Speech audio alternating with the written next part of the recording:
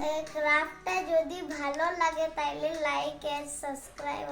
বাহ মিষ্টু, এত সুন্দর ক্রাফট কি করে তৈরি করলি? আমি এই বইটা দেখে তৈরি করেছি। আগে আমাদের এখানে গ্লু স্টিক দিয়ে সাইডে চিপকেতে হবে। আচ্ছা, চিপকানোর পর ওটা রোল করে এরকম করতে হবে।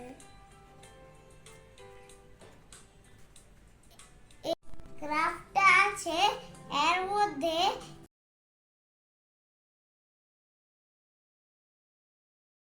গ্লু দিয়ে এই স্টিকটা বানানোর জন্য এরকম ফোল্ডিং করে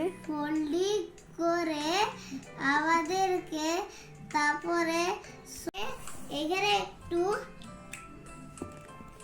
গ্লু দিয়ে চিপকাতে হবে। দেখো আবার রেডি হয়ে গেল ক্রাফট।